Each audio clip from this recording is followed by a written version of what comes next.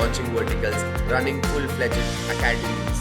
He's not only driven scale, he's redefined how learning and leadership can go hand in hand. You've led sales across sectors. So where do you draw the line between strategic sales and channel stuffing? A sales leader or a manager asks for how many closings or what is the commitment for the day. Whereas a trainer asks how many prospects for the day. Sir, you built a full-fledged academy tied up with IIMs and other top institutions. Customer expects very quick service. Customer expect that, okay, the need to be identified, work out the problem. So, sir, how did you design learning programs that actually move the needle, that boost performance, not just attendance? What to sell, the focus, and how to sell, and why it might be right for the customer. That's very important.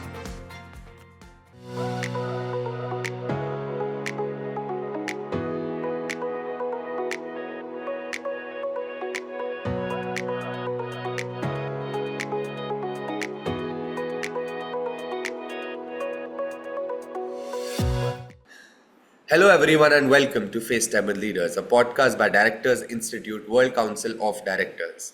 This is where we sit down with sharp minds shaping today's corporate and boardroom landscape to understand how leadership is evolving through the lens of ESG, disruption, digital governance, and decision making that matters. Today's guest brings a rare trifecta: experience across animal health, life insurance, and fast evolving IT-IoT space. With over 25 years of building teams, launching verticals, and running full-fledged academies, he's not only driven scale, he's redefined how learning and leadership can go hand in hand. From heading learning and development at Star Health and setting up knowledge centers to designing productivity programs with IIMs and building sales ecosystems from ground up, Mr. Srinivasan R has done it all and then some more. Mr. Srinivasan, it's a pleasure having you with us today. Thank you so much for joining us on FaceTime with Leaders. Thank you very much. Thanks a lot for having me in this program. Tanay? Yeah. Sir, I would just like to keep it simple and easy to start with. So my first question would be that could you please take us through your career journey in your own words? Like where did it all begin? And what have been some of the moments or shifts that got you to where you are today? Great.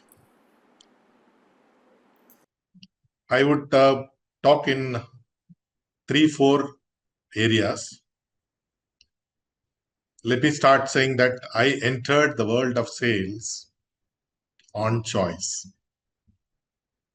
because my belief is that the ability and the skill, if you possess, it gives immediate results only in sales function. So those days when I say sales function, it's on medical representative job.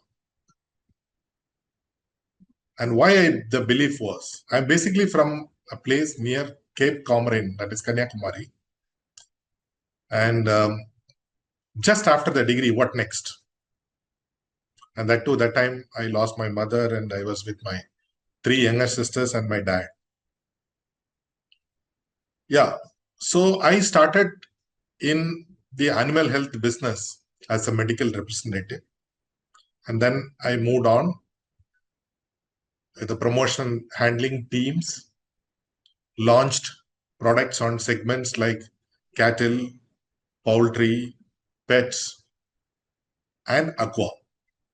It's over a period of more than, you can say, a decade. This gave rich experience and taught me about the distribution, which even than an MBA could. After animal health business, I came into life insurance and almost again a decade, and then to digital marketing, and then to IT-IoT products, and back to health insurance. This journey means that is medicine, cattle feed, supplements, to IoT products and insurance.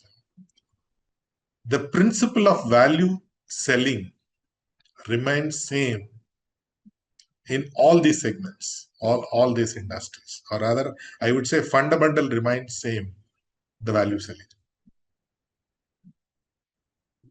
Then leading a sales team in animal health, what do you call, and managing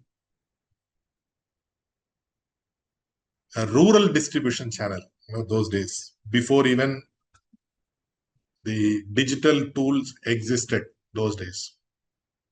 This sharpened my grassroots thinking, and those days interacted with big companies, competed with Pfizer, Alembic, Himalayas, because I was working for Indian Herbs and Dabur. Then in insurance industry, dealing with people and driving them to succeed. Again, it is setting up the distribution by recruiting people only. So looking back, every sector, it was not a detour. It was basically, I would say, it was a design.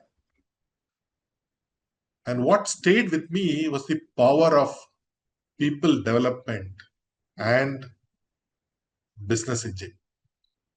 People development as a business engine, I would say. Yeah, those days during my medical representative job and area manager and growth, those days a lot of influence came from good books like You Can Sell by Shiv Kira, 7 Habits of Effective People by Stephen R. Covey. Then for simplicity, it's from our Dr. APJ Abdul Kalam. And then time and again from the sports industry, I would say definitely Mr. Dhoni, who is from Chennai. So these are all the things I would say which influenced me during my journey. And likewise, these made me the mindset of mine as a growth leadership or growth mindset, I would say. Yeah, that would be some journey. So, like you just said, from sales to here to there, and reading through and through that is something that people often don't count the value of, but reading always gives you ideas that others have already thought of, right? So, you built a full-fledged academy tied up with IIMs and other top institutions. What does it really take to build that kind of scale in learning? Like, what's the work that no one sees but is absolutely crucial?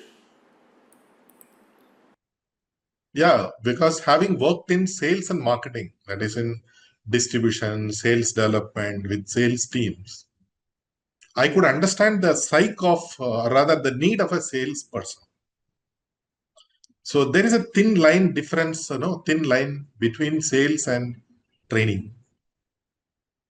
A sales leader or a manager asks for how many closings or what is the commitment for the day. Whereas a trainer asks how many prospects for the day. That's a difference between the training and sales. Looking at the field, market opportunities, then the industry growth, expansion plan of the company, then the digital or rather technology advancement, all those things drove for looking at or rather thinking big as a knowledge center. And then that turned as training academy, and which in turn became the jewel of the company. So academy was very much useful for what you call generalized, specialized, digital, massive scale trainings with regional touch to all stakeholders within the organization. Leadership training, skill development training to employees, sales development and sales readiness tools for revenue generators, and that too on the run at their pace with user friendliness. These are all things we made from the academy, and all of us know learning is earning. To learn, content must be able to reach at the learner's convenience, because you cannot hold the learner's attention beyond a point of time. So the better way to reach the learners through different modes like videos, podcast, webinars, etc. Because more than a product knowledge, the application of the same as per customer needs, or rather customizing the same for the customer and then closing the sale, is what is more important, persistent, and satisfying to the sales guy too. Yeah. So the soft skill programs are very important at the ground level. And today's digital era, customer expects very quick service. Customer expect that, okay, the need to be identified, work out the problem, and complete the procedure, and before he or she gets up from the customer place, the product to be delivered, and of course with detailing also. So it's all. And another important thing in our company is that when you find your managers are staying in the system for a longer period of time, the in-house talents need to be nourished time and again with regular intervals for adopting the changed environment when they move up in the ladder. As if as they start moving up in the ladder, the role demands more and different with futuristic approach. So to equip these managers handling with the right mindset, we engage them through the management development program through our LMS platform. And the chosen managers were sent to IIMs or National Insurance Academy or Insurance Institute of India for them to get the right perspective. And this ensured the learning curve to the organization at all levels. This also helps in retailing the talent pool, which is more important for the HR function, and seen curiosity among the managers to attend this kind of programs. Normally, pushing a sales guy to come into a L&D program would be difficult. And we followed certain defined methodologies for uniform or improved productivity at all levels, like induction, refresher, compliance program, online programs, and online assessment. These helped actually for the ESG score for the organization. And of course, these metrics were given to the enablers, that is L&D team, and as part of their KPI. All contents were made available at the Knowledge Center in the Academy through the LMS.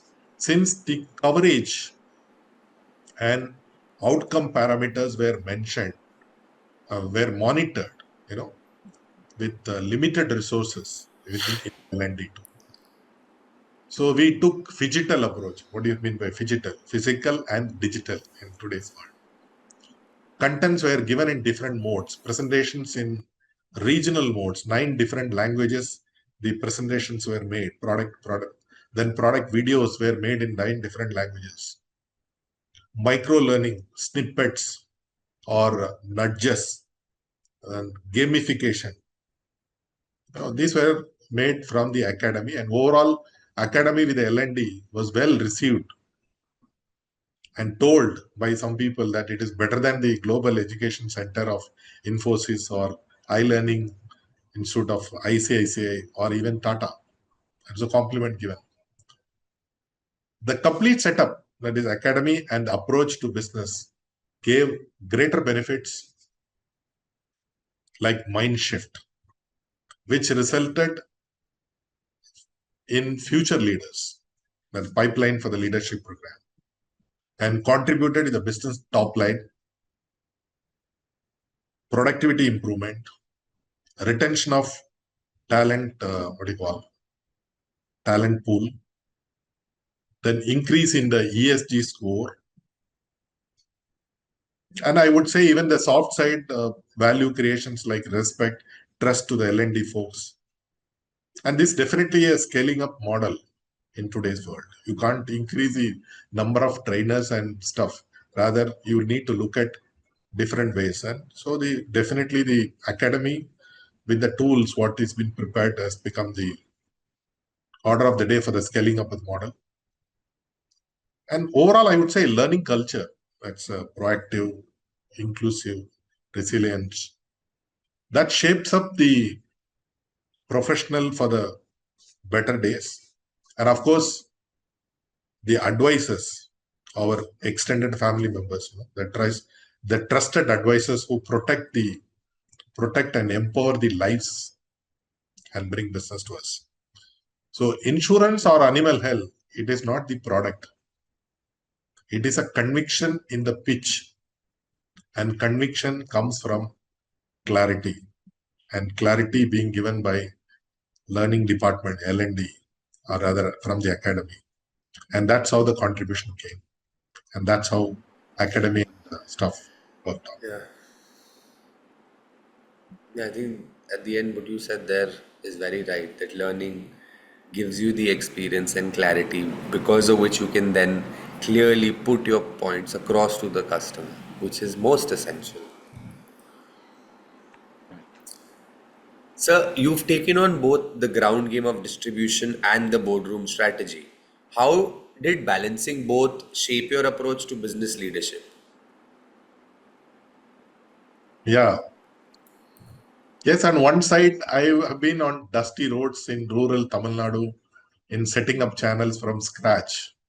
On the other hand, I have been in the top management, rather sometime in the boardroom to steering up the P&L and long-term learning strategy.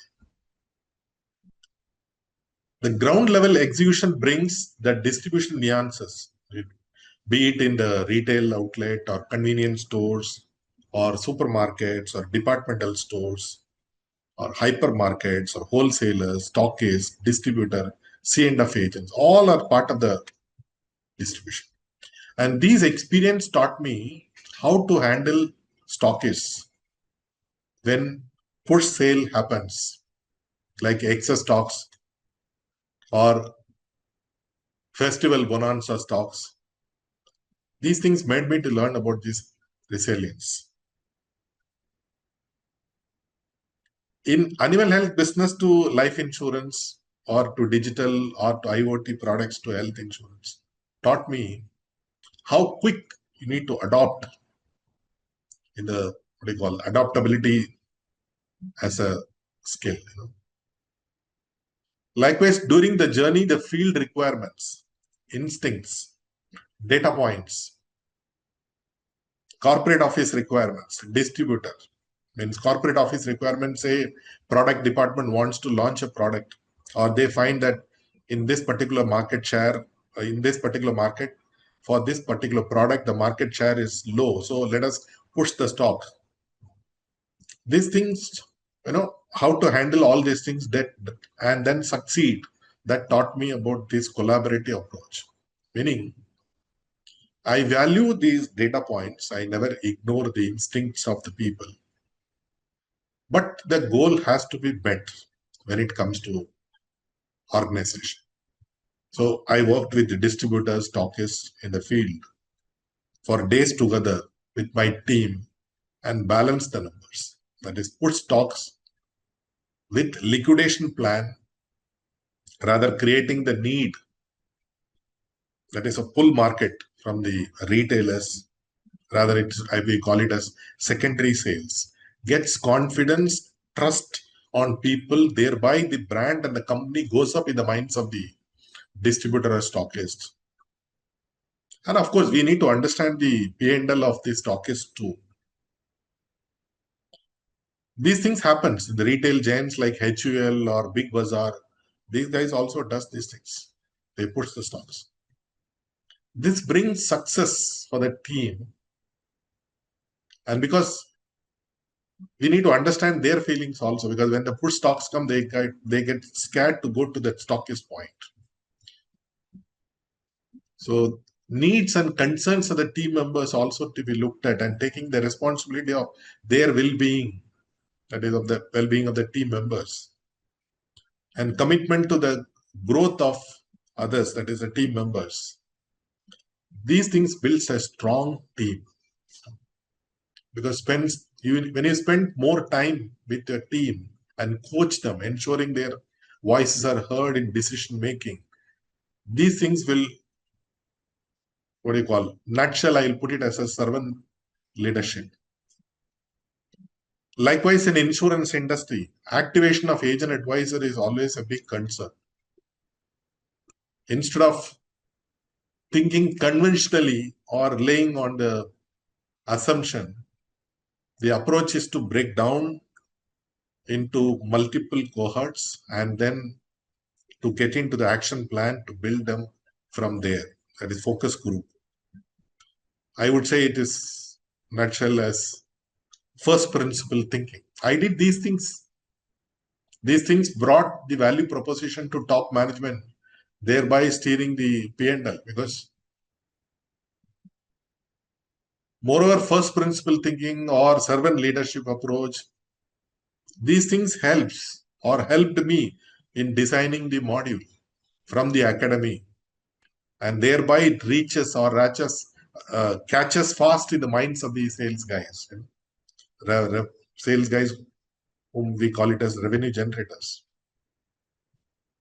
I have launched variable models and succeeded in Max Life for AXA, because those days new models, the variable models, for which I conceived the idea, then designed the templates and modules and designs, and then taken them through the people and ensure their success. Because modules and designs are not necessary to be from the top down or bottom up. It can be from any sides in today's context. This taught me the culture and the transformation. People say those days, I used to be like this, persistently consistent in my approach. And when the variable channel got became success and contributed to the sales. So the sales guy used to say, hey, how to wow. Yeah, those things made me as a good contributor and a long-term thinker. And that's how it conceived that idea of academy for the organization, and the organization could get the results from the L&D team also. Yeah. Thank you. Good days. Sir, you've driven serious results in learning and development, and we all know L&D can sometimes become more about checking a box. So, sir, how did you design learning programs that actually move the needle, that boost performance, not just attendance? Yeah, you're right. For many organizations, L&D is still a checkbox function. But if you tie it up to business goals, suddenly it becomes a growth engine. In insurance industry, the new agent productivity, activation of agents, active on renewal agents, digital sales acceleration, productivity from the new callers, telecallers, then productivity from new feet on street as relationship managers in bank. These are all few metrics came under the focus of L&D. In L&D, I would say in sales training. In my last assignment in the last financial year, this new agents, then active on renewal agents, they brought 400 crores of new or rather fresh premium to the organization, to the agency channel particularly. If I put it in numbers, it is 16% to the overall organization's fresh premium. Contribution is 16%. This feet on street, that is less than 6 months. I'm not taking the whole, but less than 6 months because they are new. New callers, less than 6 months. These guys, they brought 225 crores of fresh premium to the organization for banca and digital channels respectively. Then from the retention team, those callers, they on cross-sell and upsell, they brought almost 140 crores fresh premium to the overall organization. Yeah, when it comes to L&D, coverage is very, very important. But approach, objective-oriented approach is important more than the subjective-oriented approach this from L&D. Because these metrics, part of the KPI, that is where it results more productive and the team becomes more responsible team. And if you add further rewards and recognition, goes up, performance goes up. For the management, cost is not a factor because this team is bringing meaningful contribution, some numbers. And to field sales team, this contribution to the overall numbers of their targets, be it region or zone or territory or branch, that perfectly works on the alignment with the team.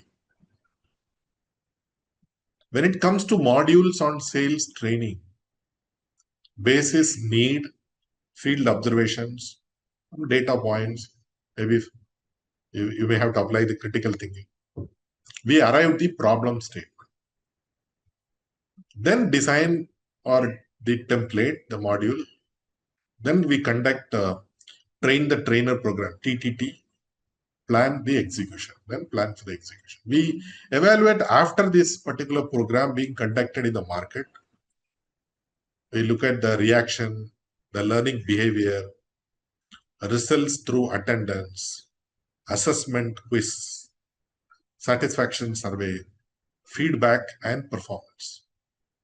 That's how we track. We also match what works well in and why it is working in some territory and how to replicate the same across the organization. These gets the return of investment to the organization or region or the zone. For the function heads, we evaluate the current learning program and align the learning goals with the strategic priorities. Thereby, it impacts their business outcome. For non-sales, behavioral program, we measure what matters most. Learning transfer, and of course, the performance. Because in today's commercial world, soft skills are very important on the application of the same with the products. Because how to sell and why to sell comes here. Yeah. What value proposition comes is more important than the products. Because product is available in the shelf or product is available in the website. And when guy goes, what value proposition he gives is what matters to the customer. In that too, in customers, in the current digital era, with the digital transformation focus, we followed this phygital approach, that is physical training in the room and then for limited hours, then digital training through Zoom, podcast, video, webinar, all those stuff, and gamification, micro learning with the regional flavor are all the order of the day in our country. Now, all these contents were made available to the stakeholders through our LMS platform. And in turn, it is made available in the mobile also as an app. So anytime usage for reference by the claims guys or underwriting guys, because they are the processors, on the go to use for sales guys. So they have to prepare the sales pitch before meeting the customer.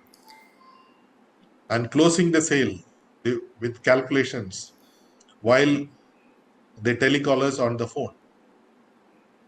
And these are all the very few, user-friendly stuff. Even the integrated LMS platform, we made it with universities, some institutes for management development program and first line manager program. In fact, this first line manager program and MDP, management development program, brought very good RR to the academy. And people told that this L&D framework, what we have or what I had, was more than the learning hub as a core infra for Infosys or capability building of ICC production. They've compared. So L&D is not about training people. It is about transforming business mind. Training without transformation is noise. L&D job is to create conviction not content. So as a strategy, L&D builds successive pipelines and fuels the retention of people and create culture of curiosity within the organization. So as a business leader who understands capability is currency today, and currency in today's competitive landscape also. That's how I put it across. It's not a checkbox. Very well said, sir. And people need to realize that, which they are slowly, slowly, I guess, that it's not it, like you just said, it can help in so many larger ways. All right, so we're shifting gears now. It's time for a quick rapid fire round. 5 questions, 1 word or 1 sentence answers. Let's keep it light and spontaneous. So, are you ready? First class, let's go. 1 word your team would use to describe you. Cool. First job you ever did and one thing it taught you. Hard work and determination is required. One Indian dish that takes you back to childhood. Dosa. The variety of dosa I feel. I really One, relish. yeah. One book or movie that shaped how you lead. Books I already said. Movie I will say Chak De India. Lovely. If you could give one piece of advice to yourself, what would it be? I need to be more diplomatic and should have patience. Lovely. Great, sir. That gets us to the end of the rapid fire. Those answers were really rapid and a lot of fun. Now, coming back to the slightly more serious questions. Sir, in 2024, Elanco Animal Health paid a $15 million fine after the SEC found it had artificially boosted distributor sales using aggressive incentives without actual customer demand and later blamed the dip on COVID. You've led sales across sectors. So, where do you draw the line between strategic sales and channel stuffing? And how can L&D teams build a culture of ethical, performance driven selling, especially when targets are so tight? Yeah, it's a classic example of chasing volume without value. I have seen similar pressures play out in high growth phases. That's where the leadership has to step in. Channel stuffing, which otherwise I called primary sales, may temporarily boost the numbers, top line, but it weakens the trust and damages the long term brand credibility if secondary sale creation is not done within a stipulated time frame. Because that's where I said that no, that we need to understand the P&L of the stockist or a distributor. So identification of prospects, meeting the prospect face to face, need creation, selling the value proposition, these things brings the customer pull, be it product sales or paper sales, insurance. So for which there has to be a constant monitoring and closely with the with the required data from the field, because it's a game of push and pull. At times it is required. It is required at times during this bonanza time or some seasonal time or competition contest on all that stuff. Strategic sales is about alignment between the product relevance, customer need, and sales capability. When that alignment breaks, you don't have a strategy, then you have stress. So strategically, when you co-create with your team and build your team accordingly with principle centered and outcome driven, then it works and it gives. Example, in insurance industry, certain segment of agents you target, feed, nudge, train with effective follow along with rewards and recognition within the time frame. Of course, it gets the results and required volume. That's what I quoted in my previous stuff with numbers. Same thing in FMCG, in industry during season times, push happens.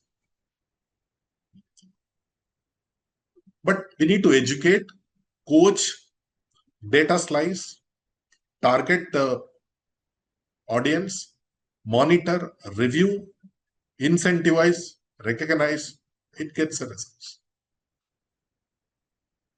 Training is what do you call? Just about, it's not just about skills, it's about shaping the judgment.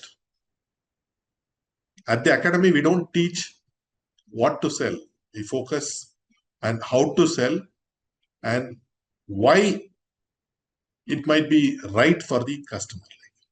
That's very important.